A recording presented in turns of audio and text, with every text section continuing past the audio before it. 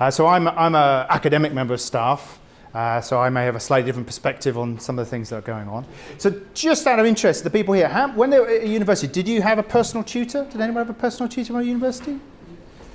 Few people, few people. And at the institutions that you represent, do you currently have a personal tutoring system?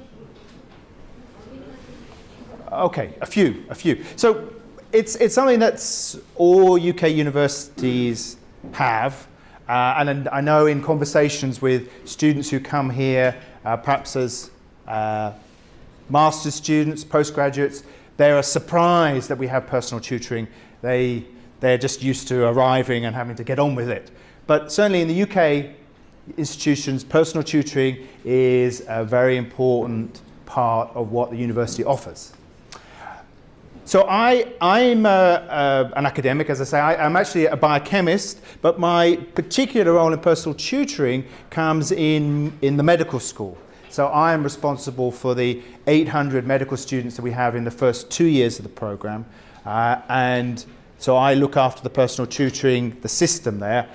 Those students then move on to a different system in the clinical years. So that's me in the context of this subject. So this is a sort of summary of what I'm going to be talking about. I'm going to be defining what we see as a personal tutor is, and I'm going to be talking about what I've said the King's College London model. Anyway, it's the way we do it, and I'm going to be sort of highlighting the advantages, certainly from the student's point of view, but also from the institution's point of view, because there are actually benefits there that sometimes may not necessarily appreciate. And finally, focusing on training and some of the things that we're thinking about going forwards on how this whole system's going to work. So many students arrive certainly at UK institutions. They've been at a school where they may be one of a group of 10 or 20, and they're kind of loved and looked after, and then they arrive in a big institution where there's thousands of students, and they feel a little bit lost by it all in many, many different ways. And so really the personal tutor can act as the link between the individual student arriving and actually throughout their period of time, and also the institution. So some kind of definitions of personal tutoring. So we say that this is the pastoral support, but in some ways that might still not necessarily mean a great deal. But it's really saying it's the non-academic type of activities. Now, that's not to say that sometimes a personal tutor may also have an academic role. So the academic role is someone who will be setting assessments, marking them, lecturing, those kind of things. But the personal tutor, the pastoral thing, is the other things that are going on in the student's life. And there's a list of some of them. Students arriving at institutions like King's are perhaps away from home for the first time. They're in big groups of people. They've lost their kind of group of friends and support networks. And a personal tutor can be there to try and help that kind of integration. In the jargon in UK universities is the transition into university. And then there's all the other kind of stuff that happens to students. Students, on the whole, undergraduates are 18, 19. This is a kind of pretty difficult time for lots of people, lots of exciting things going on, the freedom that being at university brings. And so that can be actually quite traumatic for some students. And Stevie Smith is going to talk about the counselling service, so she's going to say more about that. But there's other things going on, depression, lots of problems for students. It's not going to affect all students, but it's a reasonable number of them. And also students might want to have somebody to talk to about their future careers. So this is not an expert. On the whole, as an academic member of staff, I know about academic careers, I know about my science, but I don't know about law. But the student might want to say, well, what do you think? What should I do? And you can advise them as to what to do. And so it's this link between the institution as the big institution and the student. So this is what we've defined as the roles and responsibilities of the personal tutor. And many of the things I've already said are enshrined in this. And this is an abstract from the official document that was agreed by the college in terms of what a personal tutor is expected to do. And highlighting the first point, it's someone that the student can confide in, and that's very, very important, and confidentiality is something that personal tutors do have to take great care in maintaining. And it's also someone who can be encouraging to the student, supporting the student, and generally advising on them. But the important point is, the last one I suppose, is that the personal tutor is not there to solve the student's problems. And in fact, Gary's team and the support services are there to provide that, and you'll be having presentations on some of those over the next 2 days. So we as academics, we are not trained counsellors, we certainly don't know anything about the finances. The finances at UK universities is horrendously complicated.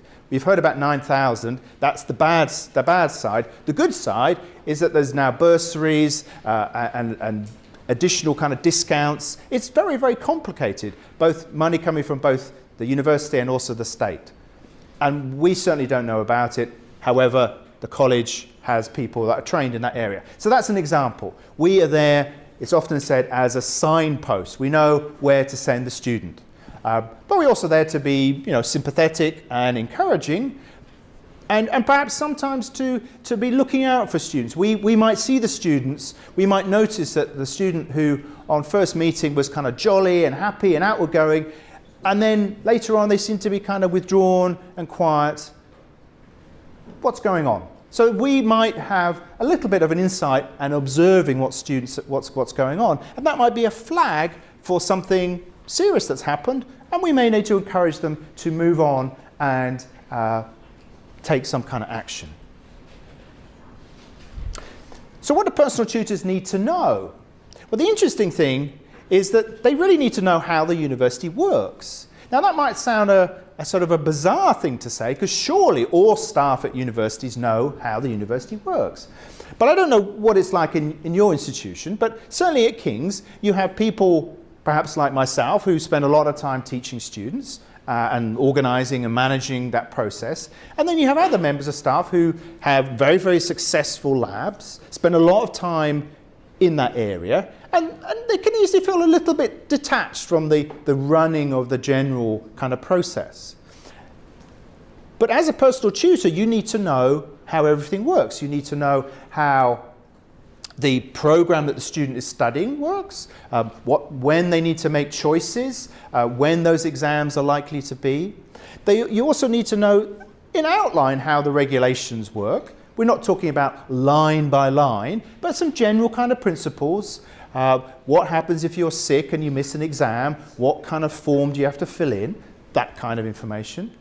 We also have, there's always with any kind of department, there's always the people who have an additional responsibility. There's two there, the chair of an exam board, the person who oversees the examinations for a particular program. They know how it all works. There may also be a senior tutor who has a more definite view of what's going on. And I should say more about the senior tutors. But again, they need to know about the support services that are available within the institution. I'm pointing to Gary, but Gary's responsible for the university, that side of it. But the team that he leads provides all those services. And we as academics need to know about them, where to go. You've probably heard about the Compass. Yep. Okay, so the Compass, so this was a fantastic innovation from a couple of years ago, bringing that all together so we can say, well, if you pop down to the Compass, then the Compass will be able to say, well, this is a housing issue or this is a finance issue. So that's a great thing for us to be able to refer students onto. And so it brings all staff into the university, so they have to know what's going on. They have to know what students are going through. And I think that's important. I mean, at the end of the day, universities are in the business of educating students. They happen to also have an important role in research and telling the general public about innovations that are going on. But education is what we do. So this is what I've called the King's College model. I don't think it's particularly unique from a UK perspective, but it's certainly the way we look at personal tutoring. And the important thing is that personal tutoring is seen right from the top as an essential activity. The vice principal for education and student support is the person that sits right at the top. Obviously, the principal is above that, but in terms of the management of the whole thing, it's the vice principal for education and students. And then it's clearly seen from the institution what the benefit is. And then we've also said the roles and responsibilities of the personal tutor. This is a document that was agreed by the College Education Committee, the senior body responsible for educational matters. I've already alluded to the fact that there's the support services that are provided and funded. And this integration, so the personal tutoring system on the whole is delivered by the academic staff. But we are linking in and working closely to the support services and the professional services. So these are linked together. And also, an important thing that all tutors coming into this role are trained. I'm going to pick up on a number of those points later on. So an interesting question, who is a personal tutor in the university? Now certainly in King's it is the academic members of staff.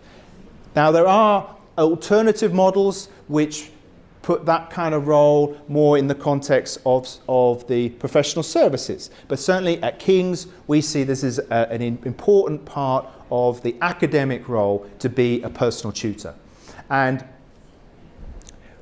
in virtually everybody is a personal tutor. I'm sure the senior staff are not. They've got far more important things to do. But it is something that unifies everybody.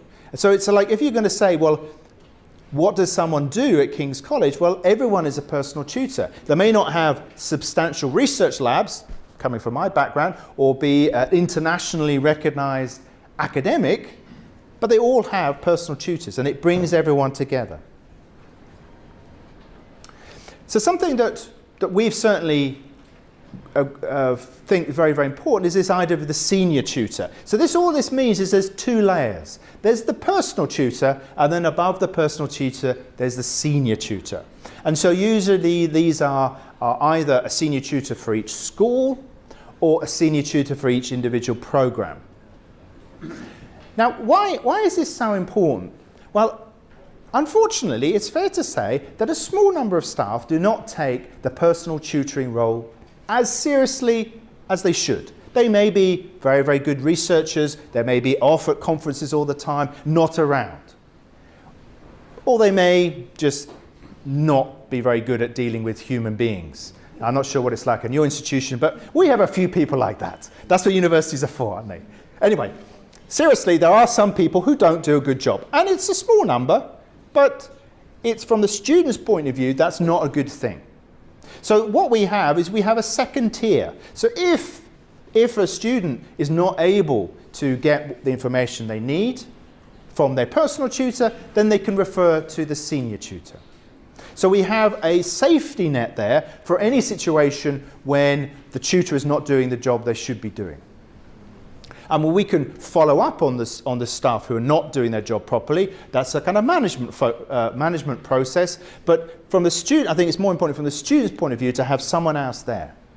The senior tutors also have an additional role in supporting the personal tutors. So they would be the person that someone could go to for advice, to say, what should I do in this situation? This is a rather odd situation. I've never been in that before. What should we do? And also the senior tutor is responsible for managing the process of the personal tutoring system in that school, in that department. So for example, every August I will allocate the 400 new medical students coming into the school. So within these roles and responsibilities, it's expanded out in terms of precisely what that person is meant to do. And there's a list of the things here. As a personal tutor for an undergraduate program, this is what needs to happen. And this is what the expectation for the students coming in. So you should get the name of your personal tutor at the beginning, during the induction process, because that is often a period of time when students are unsure of what's going on. And there should be a meeting pretty soon after they arrive. Again, just to make sure, have you got somewhere to live? Do you have any problems with finances? Again, the tutor's not going to solve those problems, but they can pass them on.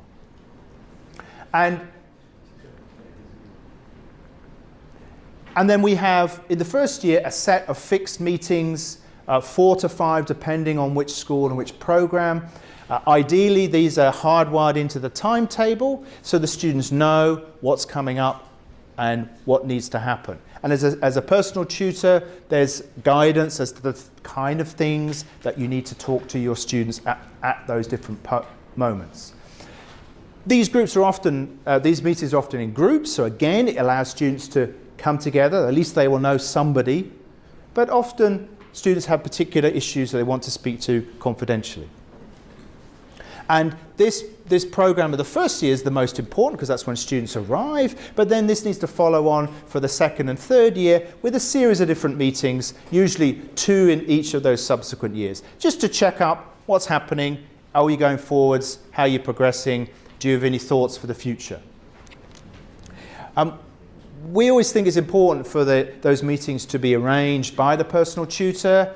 The students may feel a little bit intimidated. However nice and friendly we may be, the students still see us as someone senior and they're intimidated. So it's good for us to make that measure, to make those appointments, and also to actually follow up when the student doesn't turn up, because that can sometimes be an indication that there's a problem.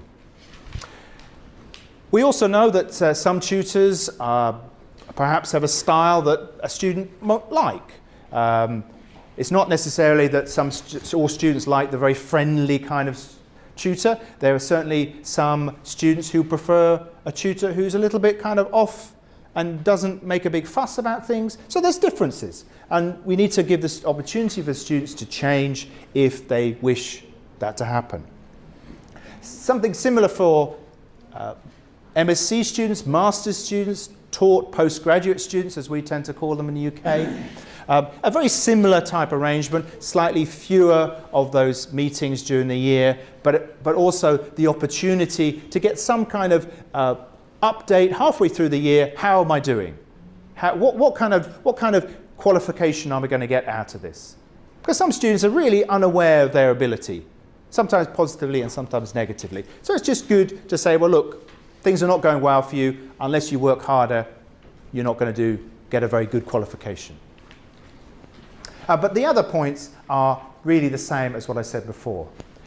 PhD students at King's, we believe that the personal tutoring, the pastoral support, comes from a number of different points. Both the supervisors, so each PhD student has at least 2 supervisors, and they're also within each department or division, there's a member of staff who has overall responsibility for postgraduate students, plus there is also a graduate school. So there's a number of different sources of where pastoral support can be provided. So the current position at King's is we don't provide personal tutors for PhD students, although there is one school in the college that does. So there's a kind of a debate about that issue, but we believe that the nature of the PhD is such that it's perhaps not necessary to have this a parallel route to the academic tutoring. So here we go, we talk about the benefits. So the benefits from the students, I think, are quite clear. That to have someone there to support them, to be available for asking questions, someone who can look at their performance and say, yes, you're doing well, or no, you need to work harder. Someone who is knowledgeable about the college, and you can offer the correct advice as to what they need to do if they're ill, if they have financial difficulties. And also someone who can write references. References, we all know, is one of those tasks that we don't really like doing, but it's so important. And it's so much easier if you write a reference for someone you know. So building this relationship is quite important. But I think it's worth just flagging up what the benefits are to the institution. And this is certainly some of them. We don't want students to be having difficulties and not being supported. I mean, that's very, very important. I think being a good tutor makes sense anyway from a kind of human level if you believe in education. But there are some other benefits, perhaps from a higher level, from the institution. And one is, if we as personal tutors can highlight problems that are happening earlier, we can solve them, or we can try and solve them, rather than they get worse and then they become more difficult to solve. Some of the issues related with depression, let's say, if we can identify someone and pass them on, then we can move on to trying solving that for that individual. But also, if the students feel that their problems have been solved, then they're less likely to complain. Now, I'm not sure what it's like in your universities or the countries you come from, but we've already had this 9,000 costs, and we are worried that it might lead students to make more complaints, to move to make legal challenges. That, unfortunately, is the climate that we are perhaps in now. And we don't want that.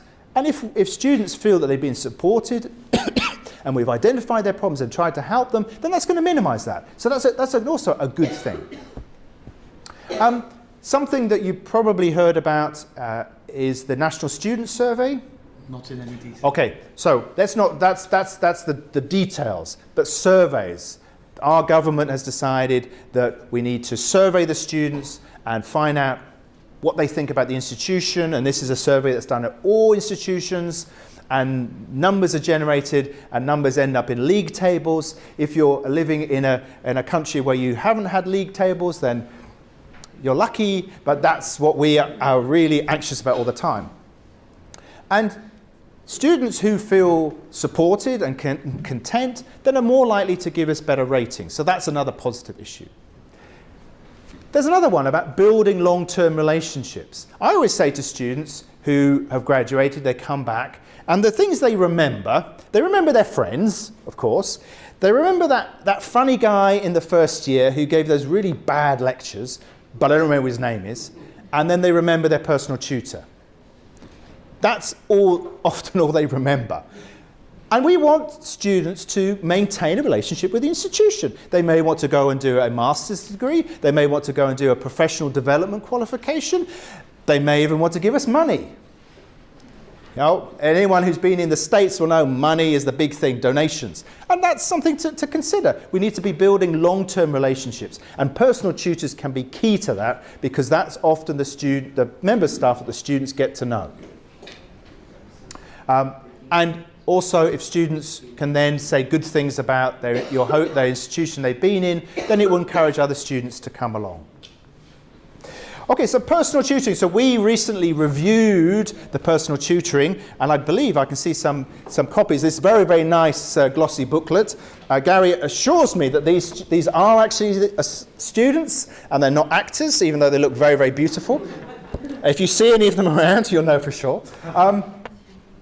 So we have, this is an integral part of the training for staff.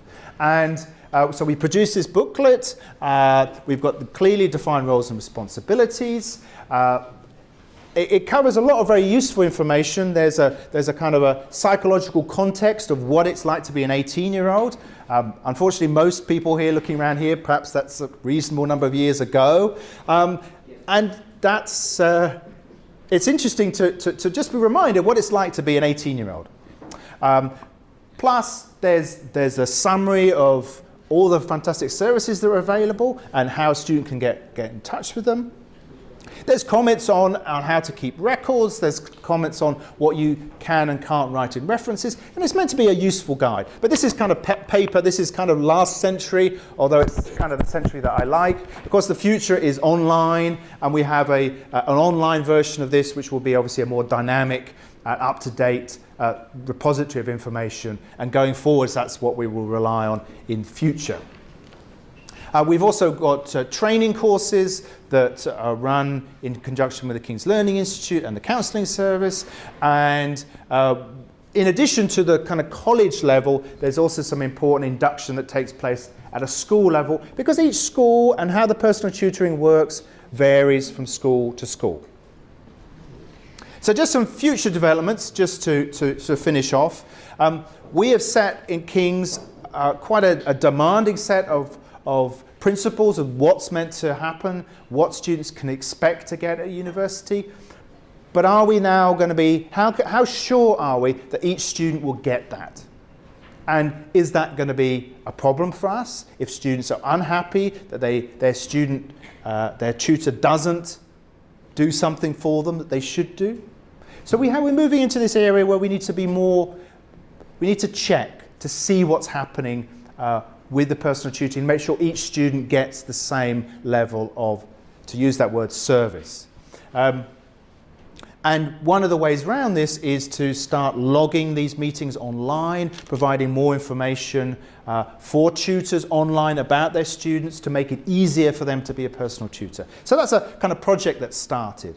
And something else that we're experimenting with is peer personal tutoring. I'm looking over there because Stevie has been running this or started this. So it's a pilot scheme that we're looking at students to see if they can provide some of the peer support role. They'll never replace academic staff, but there's certainly people out there who would be very willing to offer support to other students, their peers, and that's another development that we are kind of thinking about in the future. And in fact, it started for medical students, and a similar scheme is being put forward for PhD students, PhD student-to-student support. Okay, so I've done a bit of a quick overview of what happens at King's, and I've tried to highlight the advantages from the student point of view and also the institution, and really highlighting that this, from the UK perspective, is extremely important to support students to ensure that they get the best they can out of the academic experience, and we can minimise students who have difficulties or drop out as they go through.